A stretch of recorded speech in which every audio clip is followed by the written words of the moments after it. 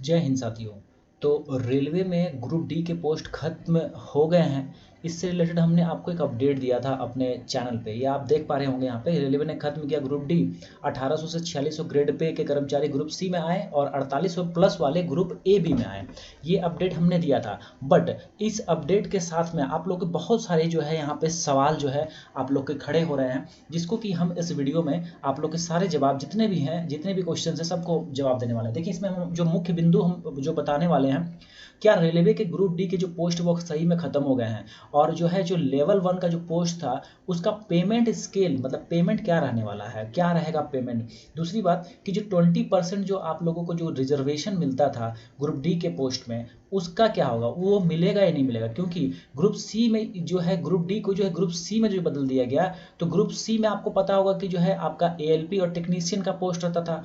तो क्या जब ग्रुप सी में ग्रुप डी जब कन्वर्ट हो गया, और अगर ग्रुप डी का जो 20% आरक्षण अगर मिलेगा, तो क्या एएलपी और टेक्नीशियन भी मिलेगा, ये भी एक सवाल उठता है। दूसरी बात है कि जो पेमेंट है, पेमेंट का क्या सीन रहेगा, क्या जब ग्रुप सी का वैल्यू के बराबर ही पेमेंट दिया जाएगा, या जो है लेवल 1 के जैसा पेमेंट रहेगा।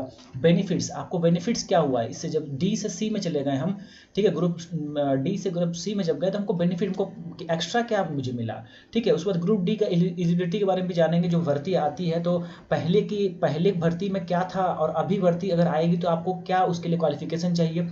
उसके बाद जो एलपी टेक्नीशियन की जो भर्ती है वो कब आ सकती है, उसको भी देखेंगे। ग्रुप डी की नई भर्ती फिर से कब आएगी वो देखेंगे। और फिर अप्रेंटिसशिप में जो है 20% जो है इंक्रीज से कर देना चाहिए, 20 से ज़्यादा करना चाहिए। उसमें क्या क्या अब तक जो है बात पहुंची हुई है, इन सभी तमाम तरह की जितनी भी बातें हैं सभी को हम लोग इस वीडियो में देखने वाले हैं। तो आप लोग पूरा वीडियो को जरूर देखिएगा।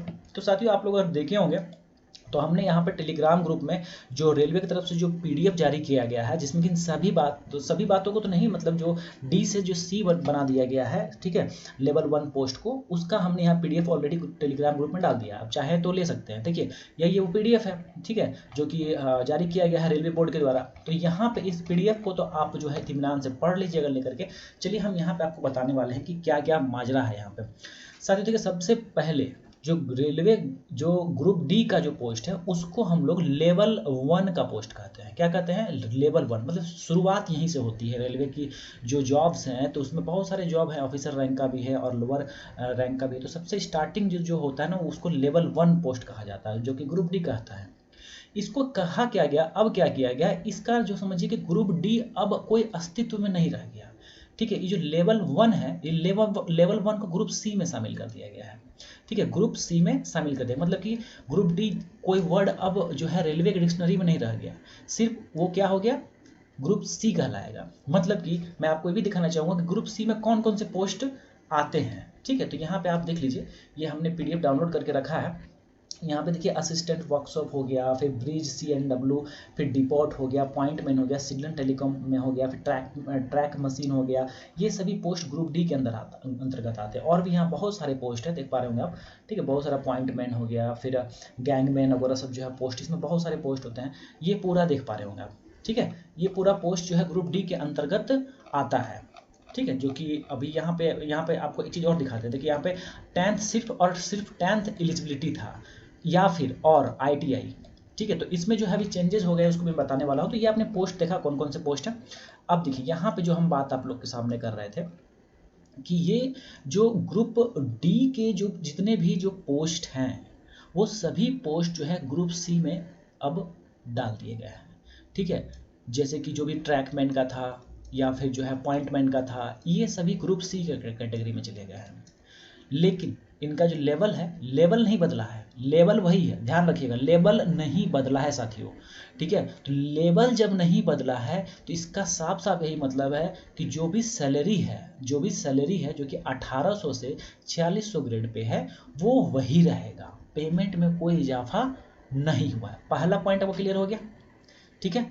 अब दूसरी बात कि जब, ठीक है सर, कि ये जो है ग्रुप सी में जब शामिल हो गया है, तो ग्रुप सी में तो पहले से कौन कौन था, पहले से ALP था, टेक्नीशियन ग्रेड सब था, ये सब ग्रुप सी में हुआ करता था। तो जब ये सी में चले गया तो ALP के, तो आप बोलोगे कि लेवल भी इनका बढ़ गया क्या? नहीं, इनका लेवल तो 1 ही है। जो ग्रुप डी है उसका लेवल तो 1 ही है, उनका थोड़ी ना लेवल बढ़ गया, बस कैटेगरी में घुस गए, वो सी में घुस गए। अब बात को समझिएगा कि जो भी ग्रुप डी की बेनिफिट्स थे, ग्रुप डी में जो भी बेनिफिट्स हुआ करता था, जो वैकेंसी आती थी उसमें 20% का आरक्षण रहता था, सीट रिजर्व रहता था ग्रुप डी में, जो भी अप्रेंटिसशिप किए रहते थे, ठीक है, जिसको कि हम लोग सीसीए कहते हैं, या अप्रेंटिसशिप, जो कि आप आईटीआई करके करो या फिर 10th करके करो, लेकिन रेलवे से ही करना पड़ता है, ठीक है, अप्रेंटिसशिप। तो ऐसी स्थिति में जो 20% का जो लाभ मिलता था, ठीक है, ग्रुप डी के टाइम में, तो ग्रुप सी में जब ये चले गया तो उस टाइम भी आपको लाभ जरूर मिलेगा, क्योंकि लेवल नहीं बदला है। मैं बार बार बोल रहा हूँ, लेवल नहीं बदला, इस वजह से जो बेनिफिट्स मिल रहा था लेवल 1 में, वो लेवल 1 में तो मिलेगा ही मिलेगा, सिर्फ कैटेगरी चेंज हुआ, ग्रुप सी में सिर्फ कहला रहा है। रही बात कि जब सर सी में ये चले गया, तो सी में तो एएलपी टेक्नीशियन पहले से था, तो क्या 20% का लाभ जो है आपका एएलपी टेक्नीशियन भी मिलेगा क्या? तो ऐसा कोई सूचना नहीं है, और मुझे नहीं लगता है कि इसमें कोई बेनिफिट्स आपको दिया जाएगा, ठीक है। तो इस बात को आप लोग नोट कर लीजिएगा, ठीक है। एएलपी टेक्नीशियन में 20% का रिजर्वेशन या फिर जो है कोई और अदर बेनिफिट्स नहीं मिलने वाला है। समझ में आ गया? चलिए, ये दोनों पॉइंट्स आपको क्लियर हो गया कि ग्रुप सी में गए हैं तो क्या क्या मतलब बातें हुई। अब यहाँ पे हम बात कर लेते हैं पेमेंट का भी। आपको हमने बता दिया कि पेमेंट जो है, पेमेंट में कोई चेंजेस नहीं होगा, जो पेमेंट मिल रहा था वही मिलेगा। तो फिर बेनिफिट क्या होगा? बेनिफिट आपको क्या होगा, देखिए, आपको पास जो है ना, पहले पास आपको ग्रुप डी में स्लीपर का मिलता था, ठीक है, स्लीपर का सीट मिलता था। अभी जो है आपको थर्ड एसी का पास मिलेगा, 3 मतलब कि आपको थर्ड एसी का पास मिलेगा। इसका कलर परहैप्स येलो कलर का होता है, आजकल तो ऑनलाइन पास हो गया है, और जो स्लीपर का पास हुआ करता था वो रेड कलर का हुआ करता था। खैर, तो यहाँ पे अभी आप एसी में ट्रैवल कर पाओगे, ठीक है, ग्रुप डी के जितने भी पोस्ट के जितने भी थे। दूसरी बेनिफिट है कि क्वार्टर जो है टाइप 2 और टाइप 3 का क्वार्टर भी अब आप लोगों को अलॉट होगा। बात आया समझ में? चलिए, ये भी पॉइंट आप लोग का क्लियर हो गया। 20% जो है वो भी आपको मिलने वाला है, मिलता रहेगा। अप्रेंटिसशिप का जो वेटेज है, ठीक है, तो वेटेज जो है आप लोगों को, जैसे कि आप लोगों को पता होगा कि लेवल 1 का जो पोस्ट था उसमें 20% हुआ करता था, तो वो तो रहेगा ही रहेगा।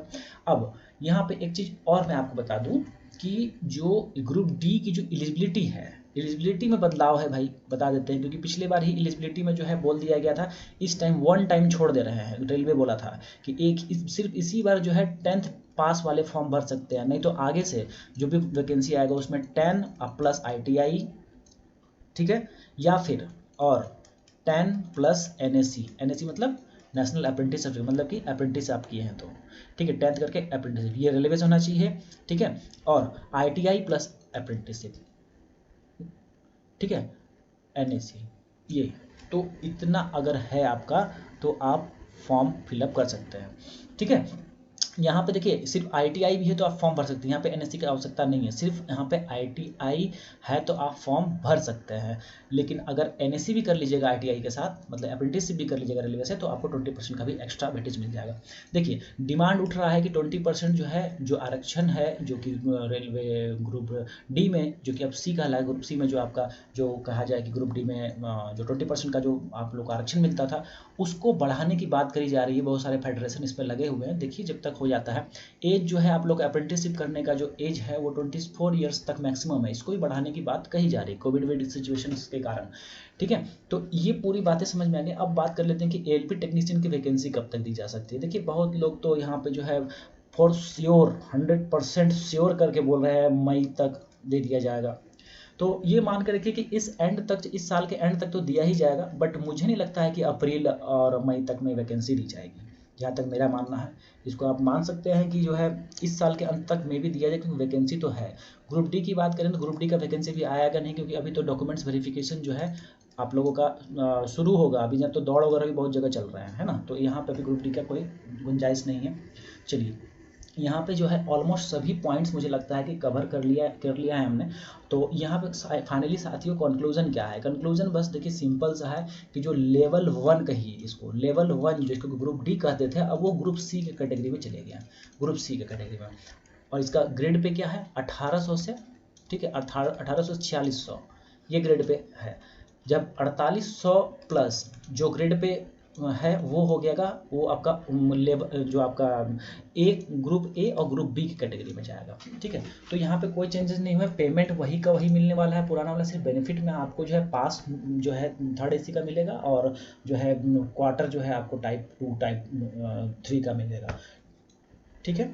अप्रेंटिस में 20% का लाभ जो है अप्रेंटिसशिप कैंडिडेट अगर आप हैं रेलवे से अप्रेंटिसशिप, तो आपको 20% का जो लाभ है वो आपको लेवल 1 के पोस्ट में मिलेगा ही मिलेगा, कोई दिक्कत नहीं है।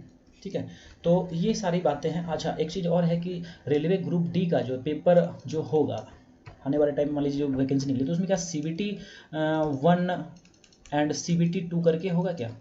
तो इस बार तो आप लोग देखे होंगे कि एंड टाइम पर लास्ट टाइम में कह दिया था कि नहीं CBT 2 भी हम लेंगे।